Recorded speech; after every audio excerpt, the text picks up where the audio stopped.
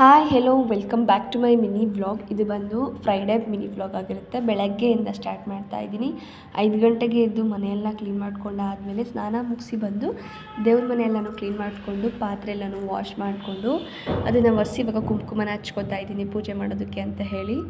ಪೂಜೆಗೆ ಎಲ್ಲನೂ ರೆಡಿ ಮಾಡ್ಕೊಂಡಿದ್ದೆ. ನನಗೆ ದೇವ್ರಿಗೆ ಹೂವಿನ ಅಲಂಕಾರ ಮಾಡೋದಂದ್ರೆ ತುಂಬಾ ಇಷ್ಟ. ಏನೋ ಒಂಥರ ಚೆಂದ ಕಾಣಿಸುತ್ತೆ. ಸೊ ಅದಕ್ಕೆ ವೀಡಿಯೋನ ಮಾಡಿಕೊಂಡೆ. ತುಂಬ ಅಂದರೆ ತುಂಬಾ ಚೆನ್ನಾಗಿ ಕಾಣಿಸ್ತಾ ಇತ್ತು ದೇವ್ರ ಮನೆ. ಇನ್ನು ಹಾಲು ಕುಡಿಯೋಣ ಅಂತ ಹೇಳಿಬಿಟ್ಟು ಹಾಲನ್ನ ಬಿಸಿಗೆ ಇಟ್ಕೊಂಡೆ. ಇನ್ನು ಟಿಫನಿಗೆ ಬಂದು ಬೆಂಡೆಕಾಯಿ ಇತ್ತು. ಸೊ ಬೆಂಡೆಕಾಯಿ ಪಲ್ಯ ಮಾಡೋಣ ಅಂತ, ಇವತ್ತು ಬೇರೆ ಥರ ಮಾಡೋಣ ಅಂತ ಹೇಳಿ ನನ್ನದೇ ಆದಂಥ ಓನ್ ಕ್ರಿಯೇಟಿವಿಟಿಯಲ್ಲಿ ಏನೇನೋ ಹಾಕಿ ಮಾಡ್ತಾಯಿದ್ದೀನಿ. ಚೆನ್ನಾಗಿ ಬಂದರೆ ರೆಸಿಪಿನ ಮುಂದೆ ಒಂದಿನ ಶೇರ್ ಮಾಡ್ತೀನಿ. ಸೊ ಆ್ಯಕ್ಚುಲಿ ತುಂಬಾ ಚೆನ್ನಾಗಿ ಬಂದಿತ್ತು. ಸೊ ಮಸಾಲೆ ಎಲ್ಲನೂ ಹಾಕಿ ಮಾಡಿದ್ದೆ. ಇನ್ನು ಅದ್ರ ಜೊತೆಗೆ ರೊಟ್ಟಿನ ಮಾಡ್ಕೊಳ್ಳೋಣ ಅಂತ ಹೇಳಿ ಹಿಟ್ಟನ್ನೆಲ್ಲ ಕಲಿಸ್ಬಿಟ್ಟು ರೊಟ್ಟಿನ ತಟ್ಕೊತಾ ಇದ್ದೀನಿ. ಪಲ್ಯನ ಬೇಯೋದಕ್ಕೆ ಅಂತ ಇಟ್ಕೊಂಡಿದ್ದೆ. ಸೊ ಹಂಗಾಗಿ ಅದು ಕೂಡ ನೀಟಾಗಿ ಬೆಂದಿತ್ತು. ನೋಡಿ ಎಷ್ಟು ಚೆನ್ನಾಗಿ ಎಣ್ಣೆ ಎಲ್ಲ ಬಿಟ್ಕೊಂಡಿದೆ ಅಂತ.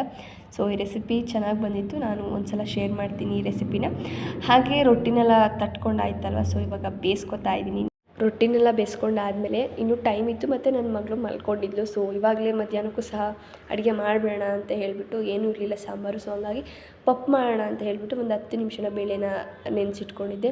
ಸೊ ಹಾಗೆ ಈರುಳ್ಳಿ ಟೊಮ್ಯಾಟೊ ಎಲ್ಲ ಇತ್ತು. ಸೊ ಹಂಗಾಗಿ ಎಲ್ಲನೂ ಹೆಚ್ಚಿಟ್ಕೊಂಡು ಪಪ್ಪು ಮಾಡೋಣ ಅಂತ ಹೇಳಿ ರೆಡಿ ಮಾಡ್ಕೊತಾ ಇದ್ದೀನಿ. ಈ ರೆಸಿಪಿನ ನನ್ನ ಯೂಟ್ಯೂಬ್ ಚಾನಲಲ್ಲಿ ಅಪ್ಲೋಡ್ ಮಾಡಿದ್ದೀನಿ, ಹೈದ್ರಾಬಾದಿ ಸ್ಟೈಲ್ ಪಪ್ಪು ಹೇಗೆ ಮಾಡೋದು ಅಂತ. ಸೊ ಯಾರೆಲ್ಲ ನೋಡಿಲ್ಲ ಹೋಗಿ ಒಂದ್ಸಲ ಚೆಕ್ ಮಾಡ್ಬೋದು. ತುಂಬ ಅಂದರೆ ತುಂಬಾ ಟೇಸ್ಟಿಯಾಗಿರುತ್ತೆ ಮಾತ್ರ. ಒಂದ್ಸಲ ಟ್ರೈ ಮಾಡಿದ್ರೆ ಮನೇಲಿ. ಇವಾಗ ಸಾಂಬಾರು ಮಾಡೋದಕ್ಕೆ ಟೈಮ್ ಇಲ್ಲ ಅಂತ ಹೇಳಿದಾಗ ಈ ಥರ ಒಂದು 10 ನಿಮಿಷದಲ್ಲಿ ರೆಡಿ ಆಗುವಂಥ ಈ ಥರ ಪಪ್ಪನ್ನ ಮಾಡಿಕೊಂಡ್ರೆ ತುಂಬ ಅಂದರೆ ತುಂಬಾ ಟೇಸ್ಟಿಯಾಗಿರುತ್ತೆ ಅನ್ನೋದ ಜೊತೆ.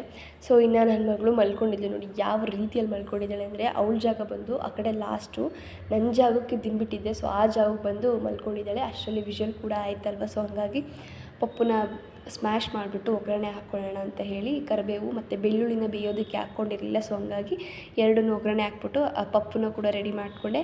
ಅಷ್ಟರಲ್ಲಿ ನನ್ನ ಮಗಳು ಎದ್ಬಿಟ್ಲು. ಸೊ ಎದ್ಬಿಟ್ಟು ನೋಡಿ ನಗಾಡ್ತಾಯಿದ್ಲು. ನನ್ನ ಅಲ್ಲೇ ಇದ್ನಲ್ಲ. ಸೊ ನಾನು ಅಲ್ಲೇ ಮಲ್ಕೊಂಡಿದ್ದೆ ಒಂದು 10 ನಿಮಿಷ ಫೋನ್ ನೋಡೋಣ ಅಂತ ಹೇಳಿ. ನನ್ನ ನೋಡ್ಬಿಟ್ಟು ಅವಳೇ ಏಯ್ ಅಂತ ನೋಡು ನನ್ನ ಕಡೆ ಅಂತ ಹೇಳಿಬಿಟ್ಟು ಅವಳ ಭಾಷೆಯಲ್ಲಿ ಹೇಳ್ತಾಯಿದ್ಲು. ಸೊ ಇನ್ನು ಮೀಶೋದಲ್ಲಿ ನಾನು ಸ್ಯಾರಿ ಆರ್ಡರ್ ಮಾಡಿದ್ದೆ. ತುಂಬ ಅಂದರೆ ತುಂಬಾ ಚೆನ್ನಾಗಿತ್ತು. ಇದು ಟ್ರೆಂಡಿಂಗ್ ಸ್ಯಾರಿ ಅಂತಲೇ ಹೇಳ್ಬೋದು. ಸೊ ಹಂಗಾಗಿ ನಾನು ಕೂಡ ಇದನ್ನು ಇಷ್ಟಪಟ್ಟು ತರಿಸ್ಕೊಂಡಿದ್ದೆ. ನೆನ್ನೆ ಬಂದಿತ್ತು. ಸೊ ನಾನು ಓಪನ್ ಮಾಡೋಕ್ಕೆ ಟೈಮ್ ಇರಲಿಲ್ಲ ಅಂತ ಹೇಳಿ ಹಂಗೆ ಇತ್ತು. ಸೊ ಇವಾಗ ಫ್ರೀ ಇತ್ತಲ್ಲ ಅಂತ ಹೇಳಿ ಓಪನ್ ಮಾಡೋಣ ಅಂತ ನೋಡಿದೆ. ತುಂಬ ಅಂದರೆ ತುಂಬಾ ಚೆನ್ನಾಗಿದೆ ಕ್ವಾಲಿಟಿ. ಹಾಗೆ ಸೀರೆನೂ ಕೂಡ ತುಂಬಾ ಚೆನ್ನಾಗಿದೆ. ತುಂಬಾ ಅಫೋರ್ಡಬಲ್ ಪ್ರೈಸಿಗೆ ಸಿಕ್ತು. ಇಷ್ಟು ಕಡಿಮೆ ಬೆಲೆಗೆ ಇಷ್ಟು ಚೆನ್ನಾಗಿರೋ ಸ್ಯಾರಿ. ಕ್ಲಾತು ಕೂಡ ಅಷ್ಟೇ ತುಂಬ ಅಂದರೆ ತುಂಬಾ ಚೆನ್ನಾಗಿದೆ. ನಾವು ಹೇಗೆ ಉಟ್ಕೋತೀವೋ ಅದೇ ಥರ ಕೂರುವಂಥ ಬಟ್ಟೆ. ಸೊ ಬ್ಲೌಸ್ ಪೀಸ್ ಬಂದು ಬ್ಲ್ಯಾಕ್ ಕಲರ್ ಬಂದಿದೆ. ತುಂಬ ಅಂದರೆ ತುಂಬಾ ಚೆನ್ನಾಗಿದೆ. ಇನ್ನು ಸಂಜೆ ಒಂದು ಲೋಟ ಟೀ ಮಾಡಿಕೊಂಡು ಕುಡಿದು ಹಾಗೆ ಬಟ್ಟೆ ಎಲ್ಲನೂ ವಾಶ್ ಮಾಡಿದ್ದೆ. ಸೊ ಆ ಬಟ್ಟೆಗಳೆಲ್ಲ ಅಲ್ಲಿ ಎಲ್ಲ ತೆಗ್ದೇ ಇರಲಿಲ್ಲ. ಸೊ ಹಂಗಾಗಿ ತೊಗೊಂಡು ಬಂದು ಎಲ್ಲನೂ ಹಾಕಿದ್ದೆ ಮಡ್ಸೋದಕ್ಕೆ. ಎಷ್ಟು ಬಟ್ಟೆ ಇದೆ ನೋಡಿ.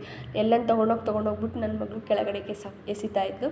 ವೀಡಿಯೋ ಇಷ್ಟ ಆದರೆ ಒಂದು ಲೈಕ್ ಮಾಡಿ, ಸಬ್ಸ್ಕ್ರೈಬ್ ಮಾಡಿ, ಇನ್ಸ್ಟಾದಲ್ಲಿ ನನ್ನ ಫಾಲೋ ಮಾಡಿ. Thank you.